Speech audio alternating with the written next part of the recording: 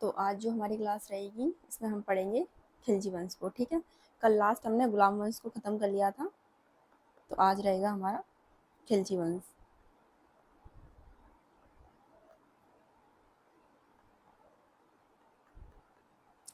ठीक है,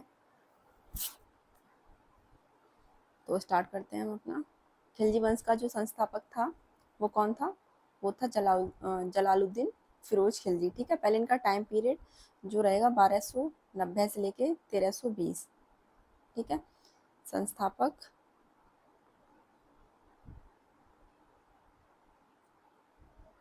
जलालुद्दीन फिरोज खिलजी। ठीक है, जलालुद्दीन फिरोज खिलजी, ये खिलजी वंश का संस्थापक है। ठीक है, और इसका वास्तविक नाम अगर पूछा जाए तो इसका वास्तविक नाम था मलिक फिरोज। यहाँ लिख लीजिए वास्तविक नाम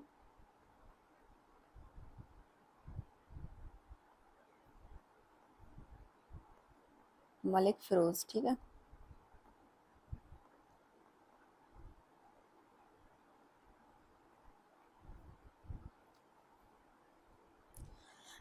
अब क्या होता है कि इसी के शासनकाल में ये देवगिरी पे आक्रमण करता है। ठीक है, या देवगिरी पे आक्रमण होता है जो कि महाराष्ट्र में है, और ये दक्षिण भारत में मुसलमानों का पहला आक्रमण था। उस टाइम में जो दक्षिण भारत में राजा थे वो थे रामचंद्र। ठीक है, देवगिरी के राजा थे, और वहाँ पे ये मुस्लिम का पहला आक्रमण होता है। तो जलालुद्दीन फिरोज ने जो इसका भतीजा या इसका दामाद था अलाउद्दीन खिलजी, ठीक है, ये उस टाइम पे कड़ा का इक़्तिदार था, जो कि कहाँ पे कड़ा, महाराष्ट्र में। ठीक है, तो वहाँ पे जब इसका आक्रमण हुआ था दक्षिण भारत में मुसलमानों का प्रथम आक्रमण, तो ये उस टाइम पे वहीं था, और इसी के टाइम पे मंगोलों का तृतीय आक्रमण हुआ था। ठीक है, तो उसमें अलाउद्दीन खिलजी ने क्या किया, मंगोलों को पराजित कर दिया था। तो यहाँ पे ये कुछ इंपॉर्टेंट पॉइंट रहेंगे हमारे। तो इसका वास्तविक नाम तो ये हो गया मलिक फिरोज। आगे लिखिए यहाँ से, इसी के शासनकाल में, इसी के शासनकाल में देवगिरी पर आक्रमण हुआ। ठीक है,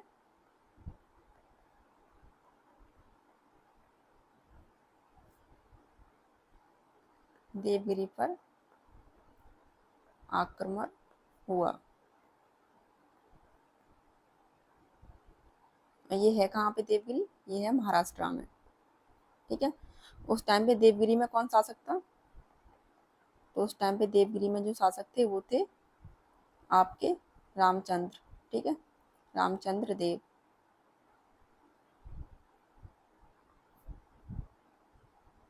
रामचंद्र देव, सॉरी।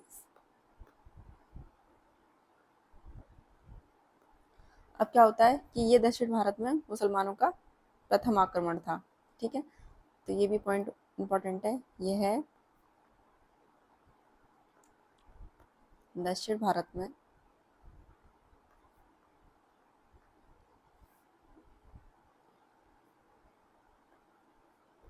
मुसलमानों का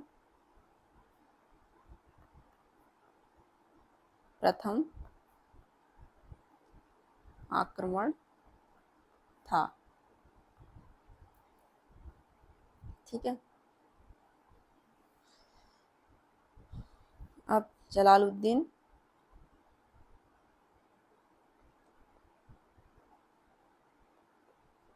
जलालुद्दीन फिरोज खिलजी,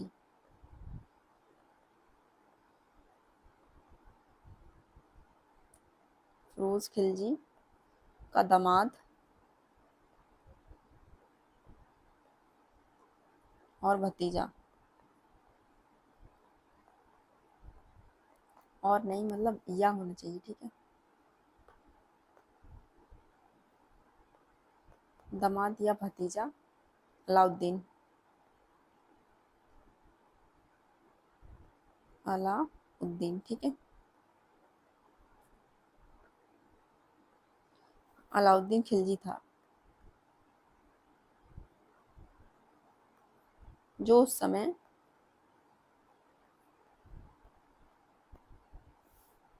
कड़ा मानिकपुर, ठीक है,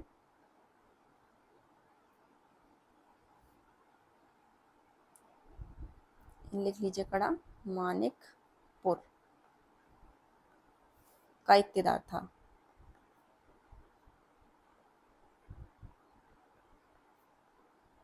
ये भी कहाँ था उस टाइम पे, ये भी था महाराष्ट्र में, ठीक है। अब आगे कि इसी के शासनकाल में किसके, जलालुद्दीन फिरोज खिलजी, ठीक है। तो इसी के शासनकाल में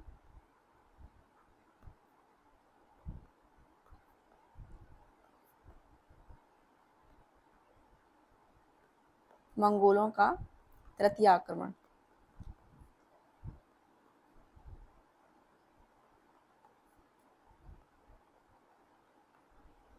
हुआ, ठीक है।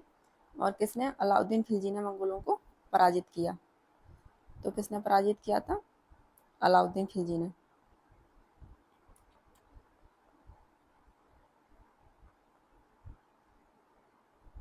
अलाउद्दीन खिलजी ने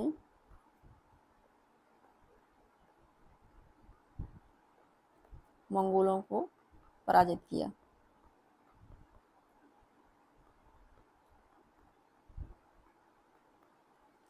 ठीक है।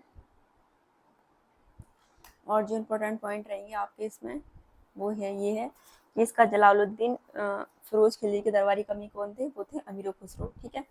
और इनकी कुछ देन थी, जैसे कवाली, सितार, तबला, गजल, ये सब इन्हीं की देन थी। अमीर खुसरो को क्या कहते हैं, भारत का तूतीय हिंदी भी बोला जाता है। और अमीर खुसरो के जो क्या कहते हैं गुरु थे, वो थे निजामुद्दीन औलिया, ठीक है। तो इनके बारे में दो चीज़ ये हैं कि अमीर खुसरो जो थे, इन्होंने 8 राजाओं का शासनकाल देखा, और इनके जो गुरु थे उन्होंने 7 राजाओं का शासनकाल देखा, ठीक है। तो ये भी लिख लेते हैं कि इनके दरबारी कवि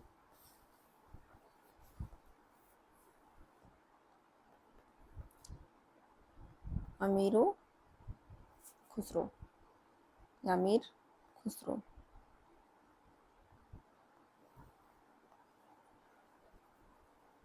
ठीक है।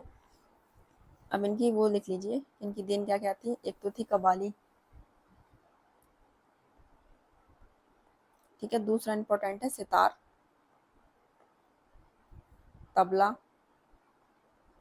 और गजल, ये सब इन्हीं की देन है, ठीक है। खड़ी बोली में भी इनका बहुत बुरा है। और इनको क्या बोलते हैं, इनको बोलते हैं तूतीय हिंद, ठीक है। इनके गुरु का क्या नाम था, गुरु का नाम, तो इनके गुरु का नाम था निजामुद्दीन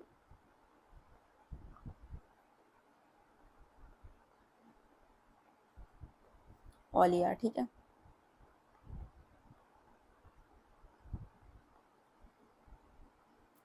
अब इनसे रिलेटेड एक चीज़ और इम्पोर्टेंट है कि अमीर खुसरो, और इधर क्या,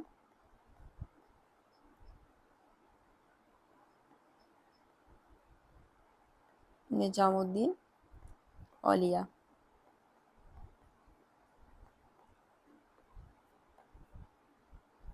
ये क्या करते हैं कि ये देखते हैं 8 राजाओं का शासनकाल,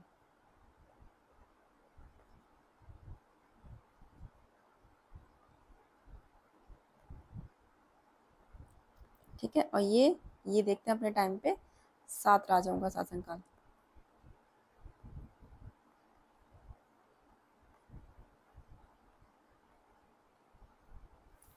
ठीक है। तो ये इम्पोर्टेंट रहेगा। उसके बाद जो आपका अगला शासक जो होगा इसमें, वो होगा अलाउद्दीन खिलजी, ठीक है। और फिर हाँ, इनका एक पॉइंट और छूट गया कि 1296 ईस्वी में अलाउद्दीन खिलजी ने जलालुद्दीन फिरोज खिलजी की कड़ा में हत्या कर दी थी, ठीक है। जहाँ पे ये कड़ा का इक्तेदार था, कौन, इसका भतीजा या दामाद अलाउद्दीन खिलजी, यही इसकी हत्या करता है, ठीक है। तो 1296 में अलाउद्दीन खिलजी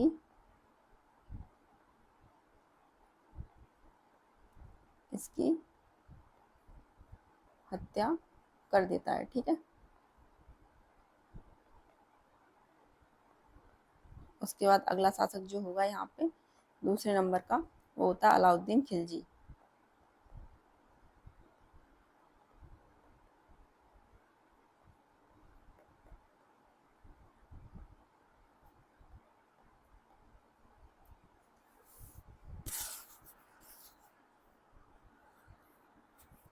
तो देखो इसके बारे में जो इम्पोर्टेंट चीज़ है कि इसने सबसे पहली बात तो जलालुद्दीन फिरोज खिलजी ने इसको कहाँ का, कड़ा मानिकपुर का इख्तियार बनाया था, या वहाँ की जागीर इसको सौंपी थी। ठीक है, तो यही लिख लीजिए कि ये जलालुद्दीन फिरोज खिलजी, पूरा इल्जाम लिख देते हैं। ठीक है,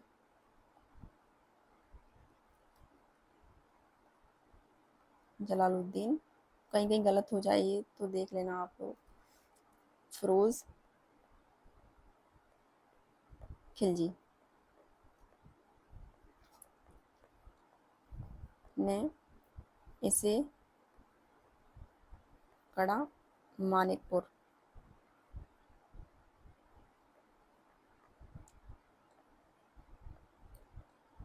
की इख्तियारी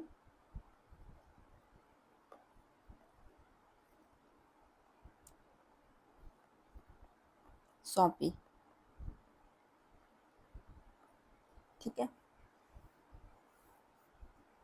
उसके बाद आगे किसने उपाधि धारण करी थी, सबसे पहले कौन सी उपाधि धारण करी थी, सिकंदर सहानी। तो यहाँ पे इसकी उपाधि और लिख लीजिए, ये उपाधियाँ बहुत इंपॉर्टेंट होती हैं, कभी कभी पूछ ली जाती हैं एग्जाम में। ठीक है, तो सिकंदर ए सानी, और इसको भारत का क्या कहते हैं, इसको भारत का कहते हैं समुद्रगुप्त, भारत का समुद्रगुप्त, क्योंकि कि ये दक्षिण पे आक्रमण करता है। ठीक है, अपना जो राज्य उसका विस्तार जो था उसको उत्तर और दक्षिण दोनों तरफ करता है, उत्तर और दक्षिण भारत में। ठीक है, ऐसे समुद्रगुप्त अपने राज्य का विस्तार करता है उत्तर और दक्षिण में, इसलिए इसको समुद्र भारत का समुद्रगुप्त कहते हैं या कहा गया। इसका जो राज्य अभिषेक होता है वो होता है लाल किला में। तो राज्य अभिषेक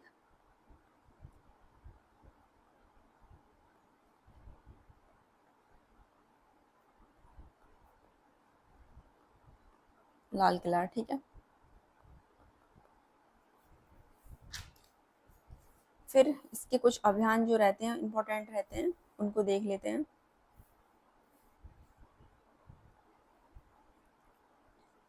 सबसे पहले जो होता है इसका 1258 में होता है गुजरात का अभियान। ठीक है, तो फर्स्ट जो होगा सबसे पहले वो होगा 1258 में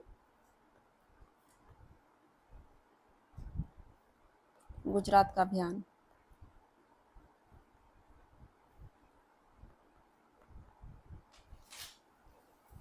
ठीक है, तो यहाँ पे क्या होता है, ये कर्णदेव के खिलाफ यहाँ पे इसका जो अभियान होता है वो होता है, उस समय जो गुजरात का शासक था वो था रायकरण बघेला। ठीक है, और नुसरत खान ने एक गुलाम खंबात नामक स्थान से खरीदा, जिसका नाम क्या था, मलिक कफूर।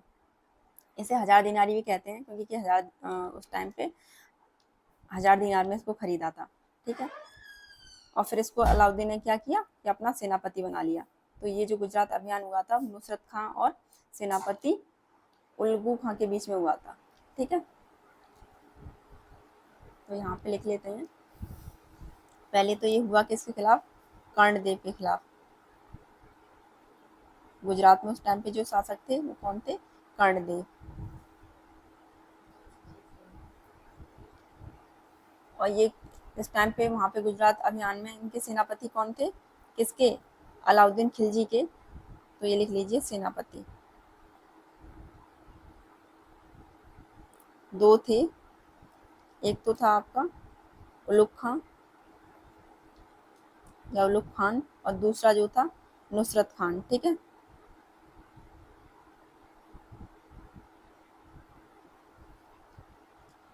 तो इन्होंने संभाला था आपका गुजरात का अभियान। ठीक है, अब ये जो नुसरत खां था ना, ये कहाँ से खरीदा था? ये जो था, ये खंबात से खरीदा था। खंबात एक स्थान था, खंबात नामक स्थान से खरीदा।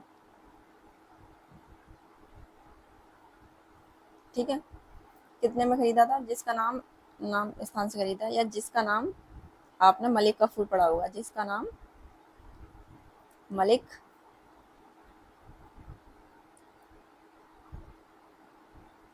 काफूर था। ठीक है, ये 1000 दिनार में खरीदा गया था,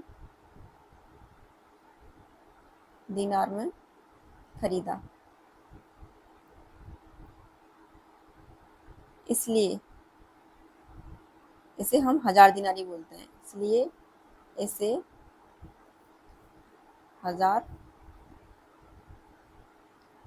दिनार या दिनारी, 1000 दिनारी। एक मिनट, इसको पूरा हिंदी में लिख देते हैं।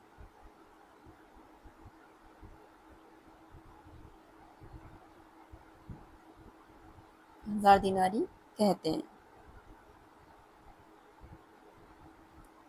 तो ये इंपॉर्टेंट रहेगा और ये बहुत पूछा जाता है। ठीक है, उसके बाद जो आपका इसका दूसरा अभियान होगा वो होगा रणथंभौर का अभियान। ठीक है, तो डाल लेते हैं दूसरा, इसको डाल लो पहला, पहला है ना। ठीक है,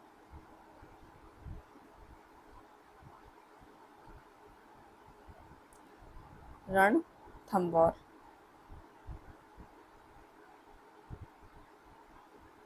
अभियान।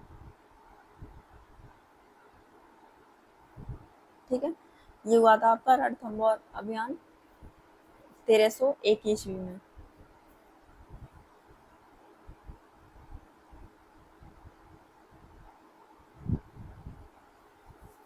इस टाइम पे सेनापति कौन था इनका? तो सेनापति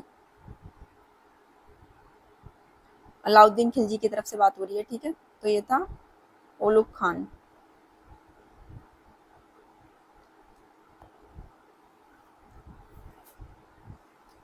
ठीक है, और कौन था? वही नुसरत खान या नुसरत खान, ये मलिक काफूर। ठीक है, एक ही बात है, मलिक काफूर।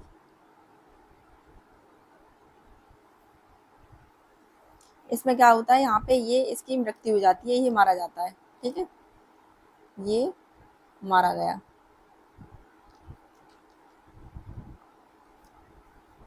और उस समय वहां का शासक कौन था जब ये मारा गया? तो उस समय जो रणथंभौर के शासक थे, एक मिनट, इसको पीछे से लिखते हैं।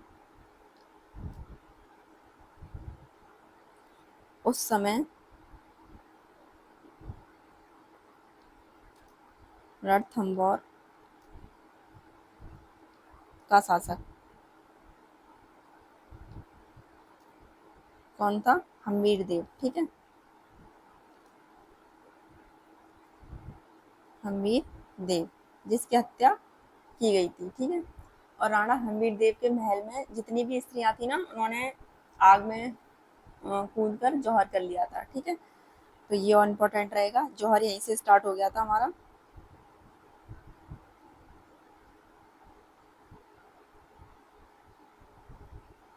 ये ऐसी अगली लाइन से लिख लेते हैं। ठीक है, हम्मीर देव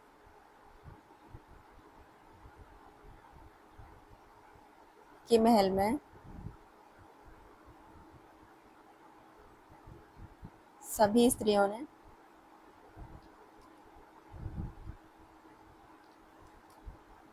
सभी स्त्रियों ने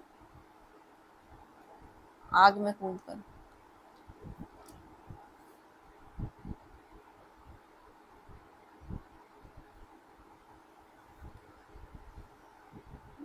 जौहर कर लिया। ठीक है, तो ये यहाँ पे इम्पोर्टेंट रहेगा, जौहर। उसके बाद जो इसका तीसरा अभियान होता है वो होता है चित्तौड़ अभियान।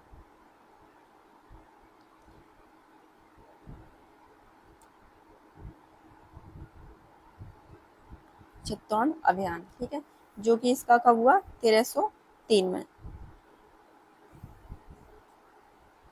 इसकी जानकारी हमें कहाँ से मिलती है? तो इसकी जानकारी हमें मिलती है पद्मावत से। ठीक है, इसमें सेनापति कौन था? तो इसमें सेनापति था अलाउद्दीन खिलजी, और उस समय वहाँ का शासक कौन थे चित्तौड़ के? तो वो थे राजा रतन सिंह। ठीक है, उनकी पत्नी का नाम क्या था? पद्मावत। अब इन पद्मावती को ये क्या था ना, अलाउद्दीन खिलजी ये इनको प्राप्त करना चाहता था। ठीक है, तो जिसने अब इनकी यहाँ पे राजा जो रतन सिंह थे ना, इनकी मृत्यु हो जाती है, फिर ये भी क्या करती हैं पद्मावती, ये भी जौहर करती हैं। ठीक है, तो 1303 में ये अभियान हुआ था। सेनापति ये खुद था अलाउद्दीन खिलजी।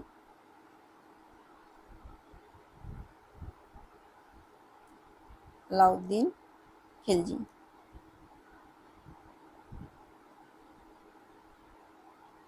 ठीक है, और यहाँ का शासक, तो यहाँ के शासक थे राजा रतन सिंह।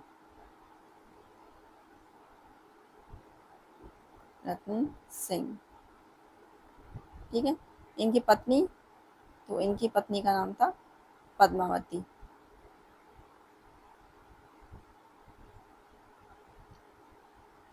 ठीक है, जब क्या होता है कि राजा रतन सिंह की मृत्यु हो जाती है, मृत्यु हो जाती है, तो पद्मावती भी क्या करती है, ये भी जौहर करती है। ठीक है ना, पद्मावती भी जौहर करती हैं।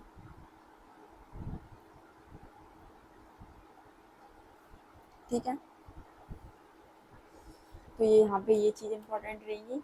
उसके बाद ये पद्मावत जो इनकी रचना है बहुत बहुत इम्पोर्टेंट है, तो ये भी पूछी जाती है कि पद्मावत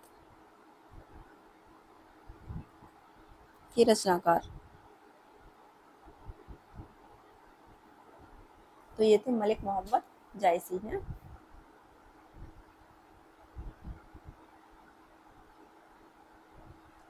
मलिक मोहम्मद जायसी। ठीक है, ये इनके रचनाकार थे। इन्होंने इसको कब लिखा था? 1540 ईस्वी में इसको लिखा। ठीक है,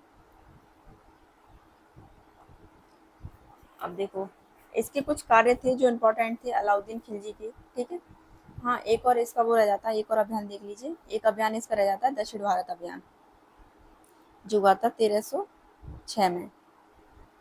ठीक है, तो इसको क्या कहेंगे? दक्षिण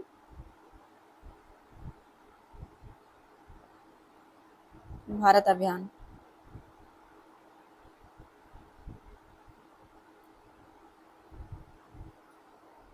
यहाँ पे दक्षिण में ये ना अपना वही सेनापति जो होता है मलिक काफूर, उसको भेजता है। ठीक है, तो ये होता है 1309 में वारंगल अभियान।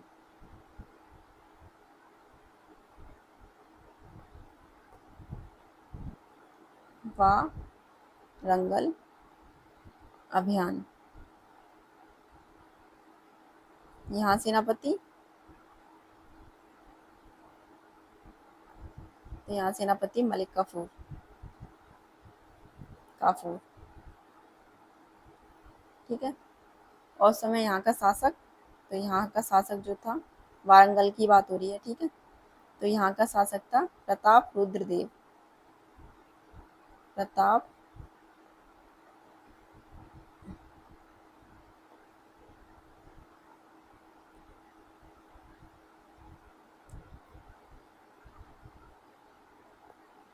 प्रताप रुद्र देव था। ठीक है,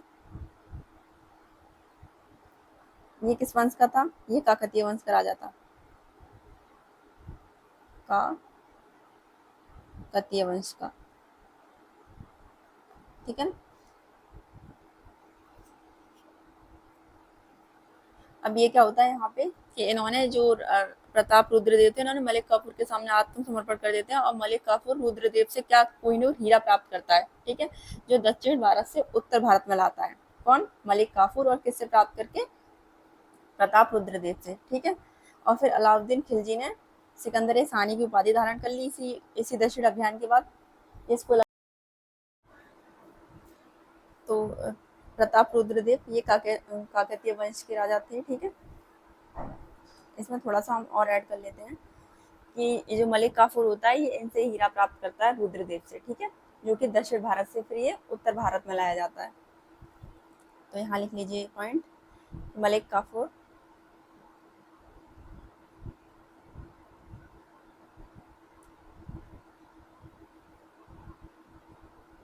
ने रुद्रदेव से कोहिनूर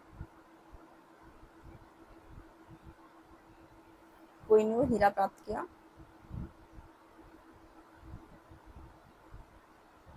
किया, ठीक है।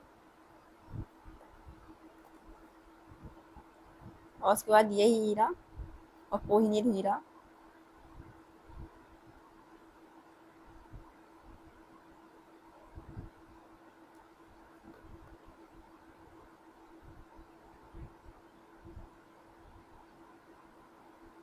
दक्षिण भारत से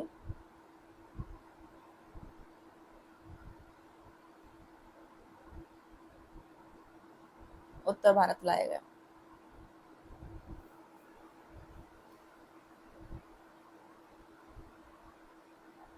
ठीक है।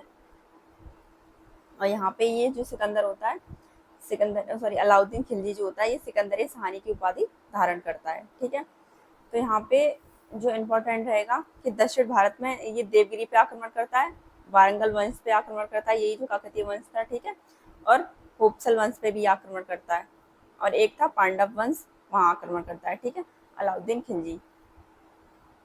उसके बाद जो राजा बनता है ये मलिक कफूर बनता है, या फिर पहले इसके कुछ काम लिख लीजिए, ठीक है।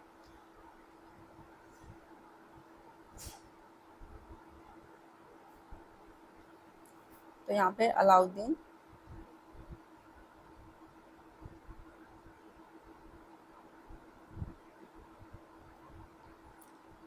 खिलजी के प्रमुख कार्य, ठीक है, जो उसने अपने शासनकाल में प्रमुख कार्य किए थे वो। तो उसमें नंबर 1 जो था वो था आपका कि इसने स्थायी सेना रखी, ठीक है, स्थायी सेना और नगद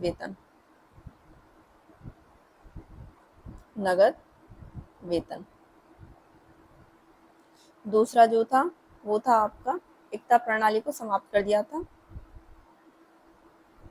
एकता प्रणाली समाप्त कर दी थी, ठीक है।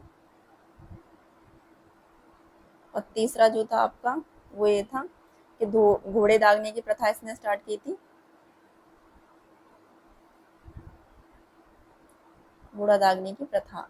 ये सारे के सारे पॉइंट पूछे जाते हैं एग्जाम में, ठीक है। और चौथा जो था वो बाजार नियंत्रण प्रणाली, जो कि बहुत इंपॉर्टेंट है, बाजार नियंत्रण प्रणाली अपनाई थी इसने, ठीक है। तो ये यहाँ से बहुत इंपॉर्टेंट क्वेश्चन है ये। उसके बाद जो आगे राजा बनेगा या आगे जो शासक बनेगा वो होगा मलिक काफूर, और ये सिर्फ 36 दिनों के लिए बनता है, ठीक है, 36 दिनों के लिए राजा, ठीक है। इसके बाद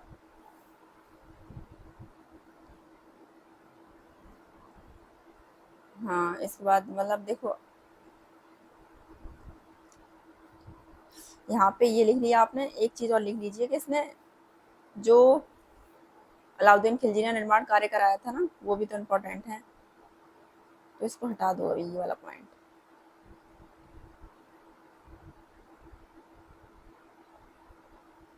इसके निर्माण कार्य देख लीजिए अलाउद्दीन खिलजी के। उसमें इसने सीरी का किला बनवाया था, सीरी का किला, ठीक है। एक अलाई दरवाजा बनवाया था,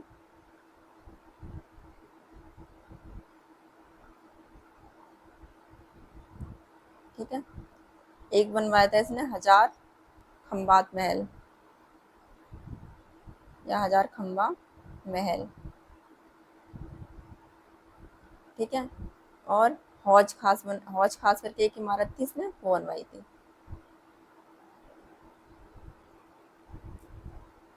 उसके बाद यहाँ से आप लिख लीजिए मलिक काफूर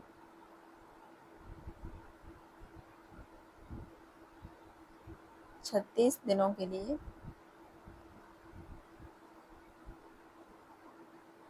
राजा बना, ठीक है, राजा या शासक। उसके बाद जो आता है इसके बाद है आपका मुबारक खां,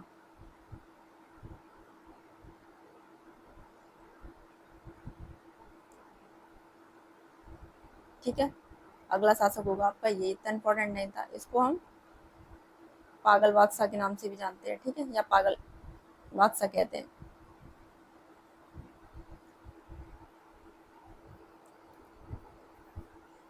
उसके बाद क्या होता है,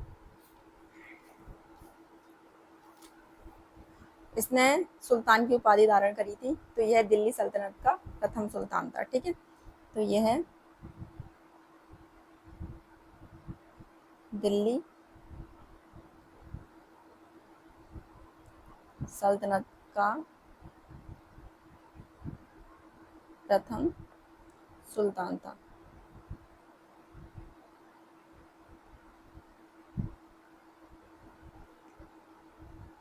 ठीक है।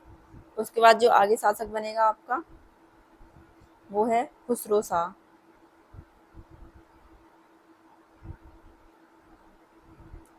खुसरो शाह, ठीक है।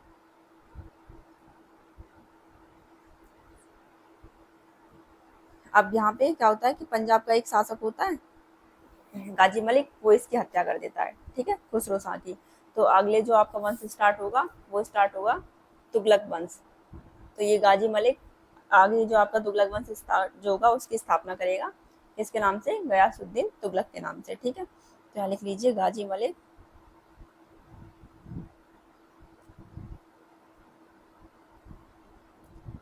इसकी हत्या कर देता है,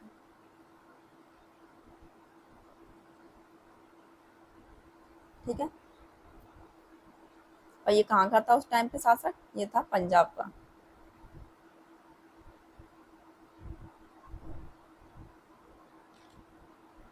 पंजाब का शासक था ये, ठीक है। तो यहाँ पे ये हमारा आज क्या कौन सा वंश है, ये खिलजी वंश, ठीक है। तो खिलजी वंश ये फिनिश होता है और आगे हम जो स्टार्ट करेंगे वो रहेगा हमारा नेक्स्ट क्लास में तुगलक वंश, ठीक है।